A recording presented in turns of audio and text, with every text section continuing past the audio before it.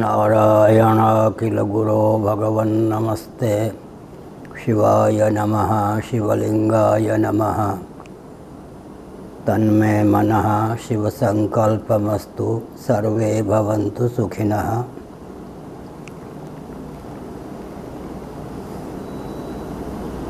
भारत, नेपाल और भूटान के महान भावों को विशेषकर विचार करना चाहिए कि इस महायांत्रिक युग में भी धर्म की उपयोगिता है या नहीं।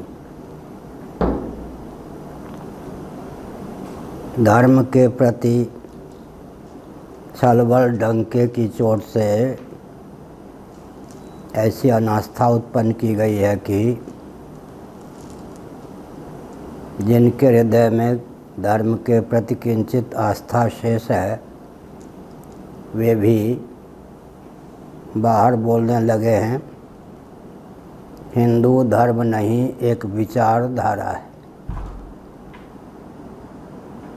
लेकिन विचारणीय प्रश्न यह है कि वैदिक वाङ्मय के अनुसार अर्थात सनातन शास्त्रों के अनुसार धर्म किसे कहते हैं। एक धर्म सिद्ध कोटि का होता है और एक धर्म साध्य कोटि का होता है। दोनों को परिभाषित करने पर धर्म के प्रति अगाध आस्था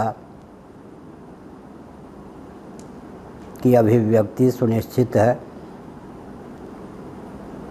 पहले हम सिद्ध कोटि के धर्म का वर्णन करते हैं। सावधान।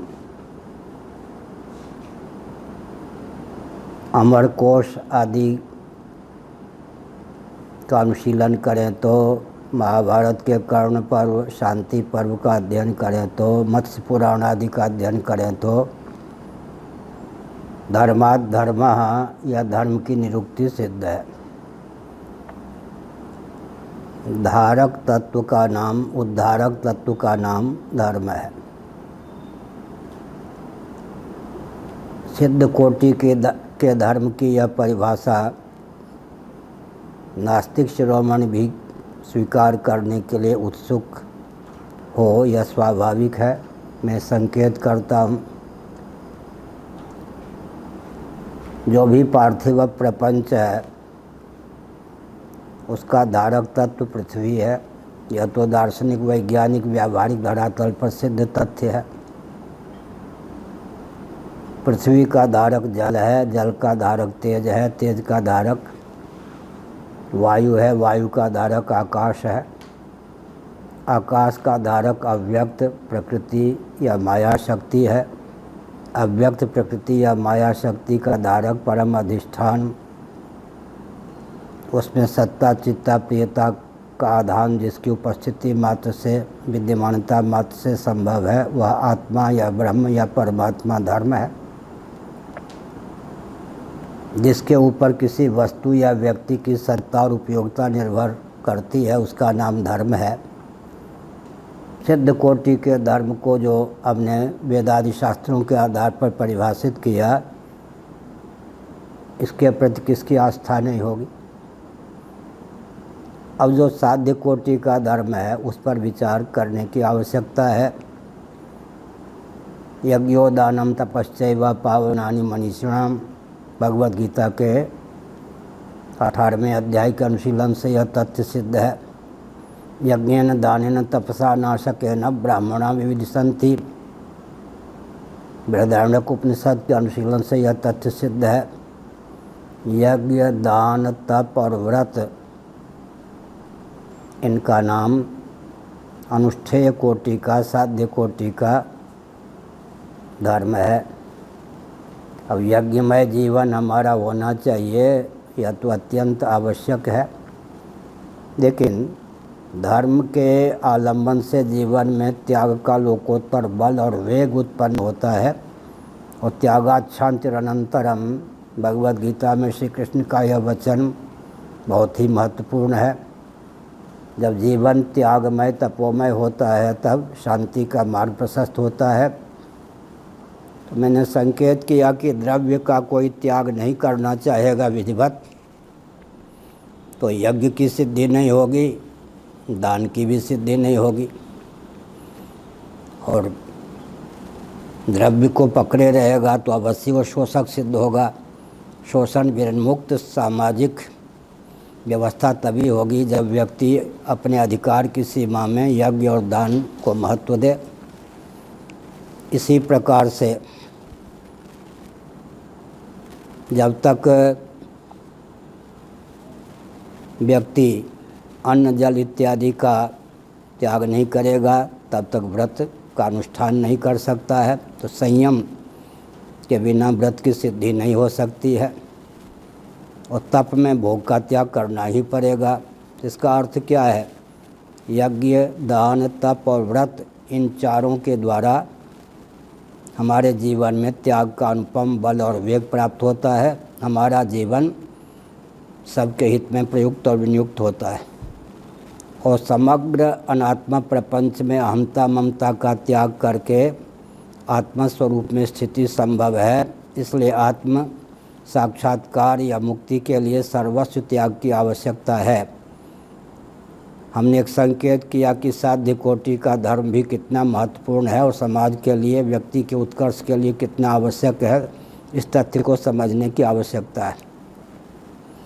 एक विशेष तथ्य है जिस पर आजकल के धार्मिक कहे जाने वाले व्यक्तियों का भी ध्यान केंद्रित नहीं हो पा रहा है। आप केवल भगवद गीता के 18वें अध्याय का हिंदी या अंग्रेजी अनुवाद ही पढ़ लीजिए यदि संस्कृत का आपको ज्ञान नहीं है तो। ब्रह्म कर्म, क्षात्र कर्म, वैश्य कर्म, शूद्र कर्म का वहाँ निरूपण है। शास्त्र की सीमा में, अपने अधिकार की सीमा में जो कर्म होता है उसी का नाम धर्म होता है। आजकल के दृष्टि से विचार करें तो शिक्षा, ज्ञान और विज्ञान को हम सेकुलर कहेंगे या धार्मिक प्रकल्प। स्पष्ट है कि शिक्षा का नाम लेते ही, ज्ञान विज्ञान का नाम लेते ही सेकुलर प्रकल्प की सिद्धि हो जाती है आधुनिक विचारकों की दृष्टि में। लेकिन भगवद गीता के 18वें अध्याय के अनुसार शिक्षा, ज्ञान, विज्ञान ये सब ब्रह्म कर्म हैं, ब्राह्मणों के धर्म हैं। तो धर्म की सीमा के बाहर न शिक्षा हो सकती है, न ज्ञान हो सकता है, न विज्ञान हो सकता है। अब क्षत्रियों की बात ले लें। रक्षा का प्रकल्प आजकल पूछें पुलिस विभाग से, मिलिट्री विभाग से, तो स्पष्ट पहरेदार आदि से कहेंगे कि यह तो सेकुलर तंत्र है। लेकिन छात्र धर्म है हमारे यहाँ। और कृषि गौरक्ष, वाणिज्य गौरक्ष से आप गोवंश इत्यादि जितने पशु हैं उनका विधिवत पालन, संरक्षण, वर्धन। कृषि गौरक्ष वाणिज्य को भी आधुनिक व्यक्ति तो सेकुलर तंत्र का अधीन मानते हैं।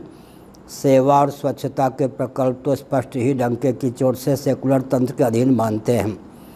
तो धर्म के खाते में कुछ भी शेष नहीं रहा, सब सेकुलर तंत्र में डाल दिया गया। मैं एक संकेत करना चाहता हूँ, श्रीमद् भागवत, विष्णु पुराण आदि का आलंबन लीजिए। उस समय महायंत्रों का प्रचुर आविष्कार और प्रयोग प्रतिबंधित था। मनुस्मृति के अनुसार महायंत्र प्रवर्तन जो है वो बहुत ही घातक है। आजकल तो इस तथ्य को आबाल वृद्ध मानने के लिए उत्सुक है और मान भी रहे हैं, जान भी रहे हैं। लेकिन उस समय सप्तद्वीपा पृथ्वी पर एक क्षत्र, अम्बरीश इत्यादि महान भावों ने शासन किया। 7 द्वीपों वाली पृथ्वी पर शासन किया तो 1% भी कोई सेकुलर तंत्र नहीं था। सारी व्यवस्था, शिक्षा हो, रक्षा हो, अर्थ हो, सेवा हो, स्वच्छता आदि हो, विवाह हो, यहाँ तक कि भोजन, वस्त्र, आवास, शिक्षा, स्वास्थ्य, यातायात, उत्सव, त्यौहार, रक्षा, सेवा, न्याय आदि के जितने प्रकल्प थे सब धर्म की सीमा में सन्निहित थे। 1% भी सेकुलर तंत्र के अधीन कोई व्यवस्था नहीं थी। अब आजकल की विडंबना देखिए, मैं संकेत करना चाहता हूँ श्री मंदिर जगन्नाथ मंदिर, जहाँ दारू ब्रह्म श्री जगन्नाथ बलभद्र सुभद्रा और सुदर्शन जी प्रतिष्ठित हैं पुरी में। यहाँ के मान्य महानुभावों की भी धारणा यही है, और मुक्ति मंडप पंडित सभा के महानुभावों की भी धारणा यही है कि सेकुलर तंत्र के अधीन 99% व्यवस्था है और धार्मिक तंत्र के अधीन 1% व्यवस्था है, जो कि लक्ष्मण पंडा आदि के द्वारा उद्भासित सत्वलिपि में अंकित विधा से प्राप्त है। उसमें अंध परंपरा कितनी है, शास्त्र सम्मत कितनी परंपरा है, इसको परखने की आवश्यकता नहीं है। तो रूटीन के अनुसार श्री जगन्नाथ आदि की सेवा हो, पूजा प्रतिष्ठा हो, इतना सा अंश धार्मिक प्रकल्प के अंतर्गत है। इसका अर्थ हुआ कि छलबल डंके की चोट से यह सिद्ध किया जा रहा है कि 1% भी धार्मिक प्रकल्प नहीं है जिसमें परंपरा प्राप्त शंकराचार्य आदि से परामर्श मार्गदर्शन लेने की या उनके संरक्षण में संचालन में इस पवित्र संस्थान को चलाने की आवश्यकता हो। यह उपहास की बात है। हमने उदाहरण दिया कि सप्तद्वीपा पृथ्वी पर शासन करने वालों के शासन काल में 1% व्यवस्था भी सेकुलर तंत्र के अधीन नहीं थी। अब 1% व्यवस्था भी धार्मिक संस्थानों में धार्मिक प्रकल्प का अधीन नहीं है, या है तो आधा प्रतिशत से अधिक नहीं। अंध परंपरा को छोड़ दें तो शास्त्र सम्मत परंपरा कुछ है, उसमें भी मार्गदर्शन लेने की आवश्यकता नहीं है। देशकाल परिस्थिति के अनुसार इस विडंबना को समझकर साध्य कोटि का धर्म हो तो साधन कोटि का धर्म हो तो उसके महत्व को समझने की आवश्यकता है। धर्म शब्द के उच्चारण से भी भय लगने लगा है लोगों को, क्योंकि पाश्चात्य जगत से भारत के सनातनी महानुभावों के अस्तित्व और आदर्श को विलुप्त करने का भयंकर षड्यंत्र चल रहा है। मान्य महानुभावों का मस्तिष्क हृदय इस तथ्य की ओर समाकृष्ट हो, इस भावना से हमने अपने अंतर्निहित भावों को वेदादि शास्त्र सम्मत विधा से देशकाल परिस्थिति का ध्यान रखते हुए व्यक्त किया। नारायण।